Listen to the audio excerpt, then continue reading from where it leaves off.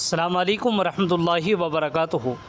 محترم سامعین کرام، مولانا سلمان ندوی نے اپنے یوٹیوب چینل پر صحابہ کرام رضوان اللہ تعالیٰ علیہ مجمعین کی شان میں گستاخی کی ہے اور یوٹیوب چینل پر بہت غلط انداز میں غلط بیانی کی ہے۔ اسی سلسلے میں مشہور و معروف قلمکار حضرت اقدس حضرت مولانا مفتی فہیم الدین صاحب بزنوری سابق استاذ دارالعلوم دیوبند نے ایک بہت شاندار مضمون میں مولانا سلمان ندوی کی غلط بیانی کا کرارا جواب دیا ہے۔ آپ حضرات تو جانتے ہی ہوں گے حضرت مولانا مفتی فہیم الدین صاحب بزنوری کو، جو کہ بہت شاندار مشہور قلمکار ہے اور بہت عمدہ بہت اچھا مضمون لکھتے ہیں، جن کے مضمون کو سننے اور پڑھنے میں بہت زیادہ مزہ آتا ہے۔ تو آئیے سامعین کرام، آپ حضرات کی خدمت میں اس پورے مضمون کو پیش کرتا ہوں جس میں مولانا سلمان ندوی کی غلط بیانی کا اچھی طریقے سے کرارا جواب دیا گیا ہے۔ آپ حضرات سے گزارش ہے آپ اسکپ کیے بغیر مکمل ویڈیو کو آخر تک سماعت فرمائیں اور سننے کے بعد ویڈیو کو زیادہ سے زیادہ شیئر بھی کر دیجیے گا، جس کا عنوان ہے لا اشبع اللہ بطنا، رسول اللہ صلی اللہ علیہ وسلم کے مشفقانہ تفسیر از قلم حضرت مولانا مفتی فہیم الدین صاحب بزنوری، 11 صفر 1447 ہجری، 6 اگست 2025 عیسوی۔ عربی محاوروں میں ذو معنی جملے عام رہے ہیں، ان کے ظاہری معانی میں بہت ناگوار گہرائی ہے، مگر مراد موقع محل کی پابند ہوتی ہے، اس لیے وہ خوشگوار یادوں کا حصہ بنے۔ خود رسول شائستگی صلی اللہ علیہ وسلم نے وہ تفسیریں استعمال کیے۔ آپ ایک سیاق میں اپنے محبوب حضرت معاذ بن جبل رضی اللہ تعالیٰ عنہ سے فرماتے ہیں، ثقلت امک یا معاذ، یہ سنگین جملہ ہے، کسی کو منہ پر مرنے کا فقرہ کہنا آخری درجے کی بات ہے، مگر محبت کے ماحول میں یہ پیار بھری دل لگی تھی۔ تریبت یمینک بھی لغوی معنی میں سخت بات ہے، مگر مثبت ماحول میں وہ بھی محض خوش وقتی ہے۔ رسول اللہ صلی اللہ علیہ وسلم نے بھی اپنوں کے لیے یہ جملے ارشاد فرمائے ہیں۔ ان جملوں کی بنسبت حضرت معاویہ رضی اللہ عنہ سے کی گئی خوش طبعی زیادہ سرسری ہے۔ کھاتے ہی رہو کا موازنہ مر جاؤ اور خاک آلود ہو جاؤ سے کر سکتے ہیں۔ دوسری یہ صریح غلط بیانی ہے کہ حضرت معاویہ رضی اللہ عنہ نے حضور صلی اللہ علیہ وسلم کو جواب دیا۔ صورتحال یہ تھی کہ حضرت ابن عباس رضی اللہ عنہ ان کو مصروف طعام دیکھ کر از خود بیان کرتے تھے۔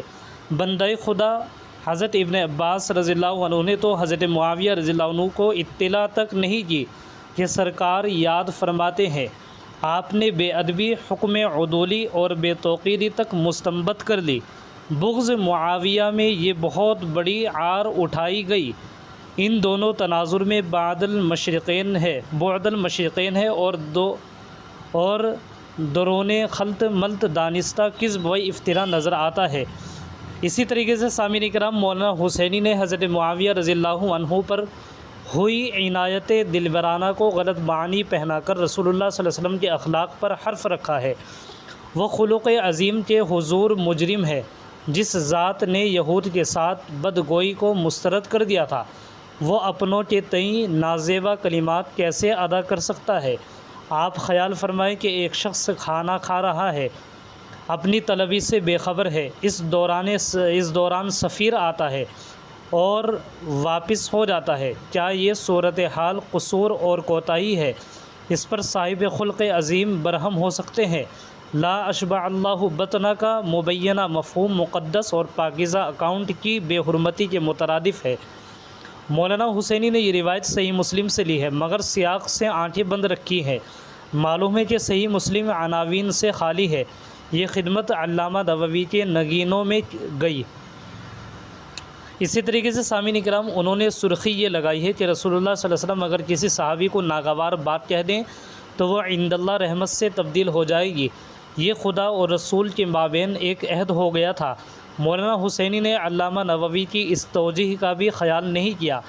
گوہ کہ ناچیز کے نزدیک پہلی توجیہ اصل ہے، یہ مفہوم برجستہ اور بے تکلف ہے، یعنی رسول اللہ صلی اللہ علیہ وسلم نے ایک لطیف مزاح فرمایا تھا، بد دعا جیسی کوئی بات نہیں تھی۔ انہوں اپنوں کے ساتھ اس نوع کی تفریح طبع عام بات ہے۔ پھر وہ کثرت عقل ثابت کرنے کے لیے تاریخی کہانیوں پر تکیہ کرتے ہیں۔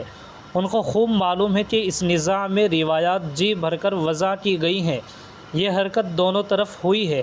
اہل بیت کے واضعین زیادہ افسوسناک ہیں، کیونکہ نفوس اطہار کو خود ساختہ فضائل کی حاجت بالکل نہیں تھی۔ ان کے مناقب درخشاں ہیں۔ نادان دوستوں نے اہل بیت کو نقصان پہنچایا۔ حضرت ابن عباس رضی اللہ عنہ کف افسوس ملتے تھے کہ شیعوں نے عظیم علم خراب کر دیا۔ وہ حضرت علی رضی اللہ عنہ کے علم کا کنایہ کر رہے تھے۔ تاریخ کا کیا ماتم کریں۔ اس باب میں محدثین کی بے احتیاطی بھی ہوش ربا ہے۔ رطب و یابس لبالب ہیں۔ جو جس طرف گیا انتہا تک گیا، موضوع و من گھڑ تک سے ابا نہیں کیا۔ اچھی طرح یاد رکھو کہ بنو امیہ اور اہل بیت دونوں کی حامی اور مخالف روایات واجب الاحتیاط ہیں۔ حالانکہ اہل بیت مستغنی تھے، ان کے مقامات عالیہ ثابت اور مسلم ہیں۔ بلا وجہ زائد زاویے گھڑے گئے، وہ عالی مرتبہ تھے۔ کم طبیعتوں نے خام خواہ قواعد کی اور ان کی شان کو بحث و تحقیق کا موضوع بنایا۔ مولانا ندوی طفل مکتب نہیں، ہر گھاٹ کے شناور ہیں۔ ان کو تاریخ کی اوقات معلوم ہے۔ اس کے باوجود وہ البدایہ والنہایہ کے بھروسے قرآن کے رد پر مصر ہیں۔ اللہ کی توثیق کو غیر معتبر ناقلین کی حفوات میں تول رہے ہیں۔ اجماع امت بازیچہ بن گیا ہے۔ متفق علیہ اصول کی پامالی ہو رہی ہے۔ اللہ کی سند، رسول اللہ صلی اللہ علیہ وسلم کی خلعت اور امت کی مہر کا استخفاف ہو رہا ہے۔ دین کے پہرے کو چاک کرنے میں ان کو حظ آ رہا ہے۔ اگر وہ مغلوب الحال ہیں تو نزدیکی لوگ حائل ہوں، اور اگر تفریقہ اور شرارت منظور ہے تو قرار واقعی علاج کر دیا جائے۔ یہ تھا مکمل مضمون۔ آپ حضرات سے گزارش ہے، اگر آپ چینل پر نئے ہیں تو سبسکرائب بھی کر دیجیے گا، ویڈیو کو لائک اور زیادہ سے زیادہ شیئر بھی کر دیجیے گا۔ السلام علیکم ورحمۃ اللہ وبرکاتہ۔